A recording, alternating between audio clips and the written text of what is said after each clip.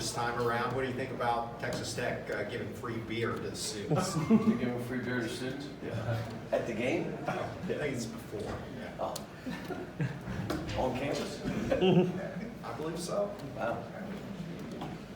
I mean, it's been hat day, cap day, shirt day, black out, white out, red out. Now it's beer day. I've not heard of that before, but, you know, it's, forget about all that. We're playing a heck of a team. You know, I've watched a bunch of the tapes. Defensively, they're different, which makes it hard for teams that are playing them. They're just different in what they do.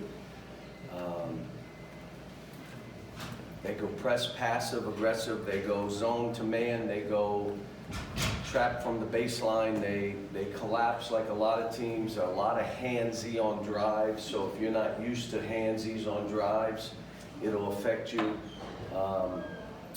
Offensively, they're in the top 5 or so in assisted baskets, which means they're a good team. They find each other. They get good players. And they don't lose in that building. So we know we're walking into it. It's another hard environment for us to walk into. It's what we're about, though.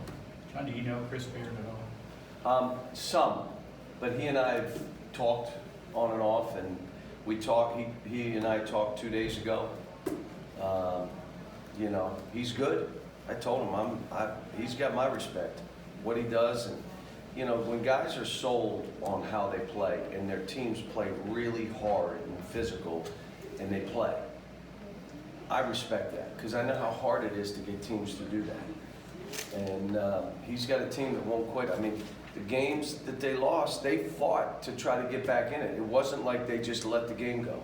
And it didn't matter if it was 8 or 10, they fought. Cal, I think the best man in his wedding was the Abilene Christian coach, Joe Golding. I don't know if was there any similarities in sort of how they play. Who's style? that? Chris Beard, best man in his wedding was the Abilene Christian coach. You guys played in the tournament last year. They play in kind of similar style and all. I don't know, but that's kind of neat, you know, to hear that. They must have been coaching together and doing things together and going through the ranks together, which is, you know, this thing here, when you have friends in this and you get along with other coaches, you know, why go through this and just hate on everybody? I mean, or hate on anybody. I mean, you know, I try to have relationships with all the coaches that I can. If someone makes it personal, it's personal, but it isn't coming from me. I mean, it's, you know, and I think he's one of those guys. He respects the profession, respects coaches, and he coaches his brains out. He's good. John, you said on the radio show that you'd like to bring Nate along, that maybe he's receded a little bit. What do you Well, the see? only thing I said is most of the time when you're like that, you're thinking different. So what's the difference? In my mind, it went from I'm going to prove I'm good enough to be here, and I'm going to fight like heck to prove it, to where now I've got to live up to how I played. And I think that's a mindset I got to get them out of and get them back to. Be hungry, man. Prove who you are. You belong here. The other side of it is Keon's playing better. Now, you know, if Keon's playing better than he's playing, then Keon will get more minutes. If he's playing better than Nate is playing better than EJ, then he'll play more that game. You talk about Tech's defense being different. Can you compare them to anybody you played this year? Not really, because they'll do stuff that not many teams do, whether it be in the post. They switch 1 through 4. They turn down all pick and rolls, and if you drive that way, they collapse. They force you baseline. So if you catch it on the wing, they're making you drive baseline, and then they collapse and take away. That, you know, it's what they do. And you know, they play on-ball defense fairly good, so you can try to get by them, but they're handsy. You know, they're going after balls, and they're doing good stuff. John, the way that your team responded at Arkansas with everything going the wrong way, how much confidence does that give you that in future hostile environments, you know, they're not going to, they're going to handle it? I think they'll fight, but the issue in all this is when you're player driven now, which they are, they have to handle more of this and not count on me to step in and save the day. I'm here to guide and help. This is their team. They know how we're gonna play. We're gonna prepare them for the game, and then it's their game. And that means it doesn't mean you get selfish. It doesn't mean you go do your own thing.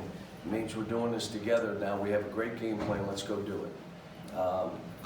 This is a game, we're still in January. We're still learning about ourselves. I love this game because it's, again, a different kind of team that you get to the NCAA tournament. You're facing crazy teams, and this is another one. And you can say, okay, you remember that game? Bang, here we go. You remember Arkansas, how they played and what they were doing? Here you go. So.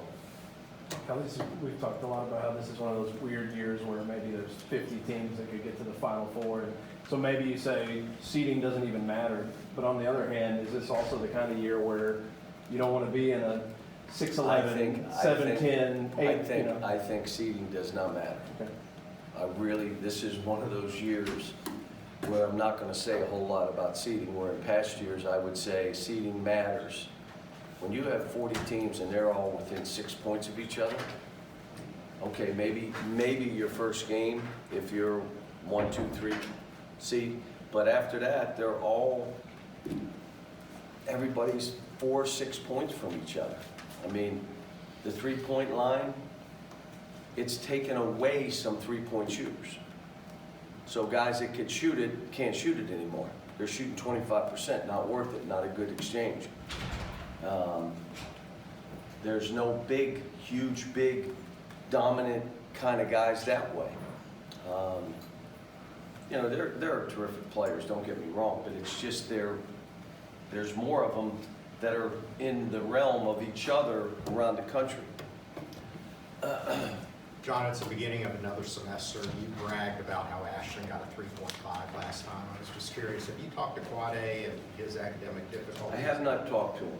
I have not. Normally, I would let the player call me and, you know, however I can help, which with just about every guy that's left here, that's the case, but I haven't, and I feel bad for him. But they're saying that they're on a trimester, whatever that is, and they can maybe get him for the NCAA tournament. I hope they do. You know, they got a good team, and they were counting on him. Anything else, guys? Now, how you talk about player driven and them taking the plan and running with it, how they practice this week leading up to this game? Yesterday was one of our hardest practices, but I made it that way because we have, after that one, we got 6 Thursday practices, and everything else is either the day before a game or the day after a game or a day off. And so we got 6 of those, so we went 2.5 hours and we went hard from start to finish. Today will be, you know, we travel, so it's not going to be as rough. It'll be more cerebral, but yesterday was a good day for him. Thanks, guys.